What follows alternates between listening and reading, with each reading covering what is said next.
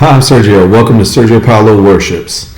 This is a vlog by a worship leader. This week I'm going to talk about raising support. It's my very first time ever raising support, and I've already felt completely overwhelmed, like I have no idea what I'm doing because I don't. I've hated it at times, but I also can tell that the value is eternal. The word says, "Consider it pure joy, my brothers, whenever you face trials of many kinds, because you know that the testing of your faith develops perseverance. Perseverance must finish its work so that you may be mature and complete, not lacking anything. If any of you lacks wisdom, let him ask God, who gives generously to all without finding fault. But when he asks, he must believe and not doubt." We're supposed to count it all joy when we face trials of different kinds, hard stuff of all different shapes and sizes, because we know that when we are tested, it develops perseverance. And that makes us mature and complete, and that, in my opinion, is eternal. I think part of why my walk has led me down this path of raising support and doing this way. I mentioned the book that God asked. This has been sort of my handbook, my manual for support raising. I can't recommend it enough. Again, this is the very first time I've ever had to raise support, and I think it's going to work. I think that this project is going to fly. We're going to get off the runway with this thing. So that's credit to Steve Shadrack and the God Asked. It does a really good job of not only just paint by numbers, hold your hand, do this, do that, but it also does a great job of reframing the context of what it is is being asked. That, when we're raising support, sometimes it feels like I'm saying, "Hey brother, anything helps." But really what's happening is I'm empowering friends and family to take some of their earthly treasures and invest them into their heavenly kingdom. So the book is not only good for just what to do and how to do it, but also like why are you doing it, which is extremely valuable.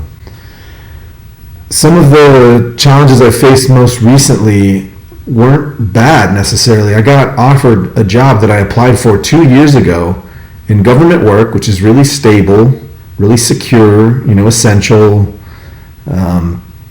and it's doing good. I would have been helping youth and adults,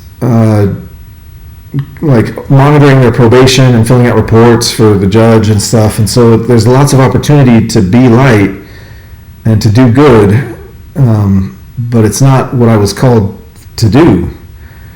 And so on the one hand, I had this opportunity that was like, you'll never have to worry about money again. Or I could do this thing that's really hard that I don't enjoy necessarily. And I think some of the value in why it came at the time it did was so that I would be reminded that I'm not doing what I'm doing because I'm in a corner and there's no other options.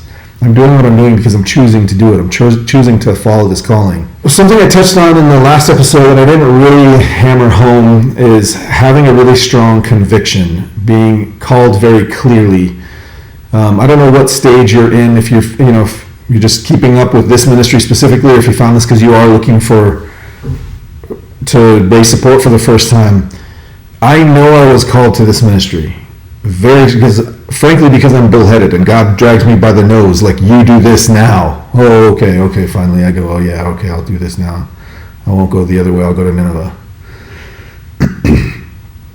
So I know I was called to do this, and one of the things I wish I had done was journaled that process more of fleeces and just the logical brain. I know this is what I'm supposed to be doing because the emotional brain gets hit so hard when there's a government job or your parents are in a hospital or something.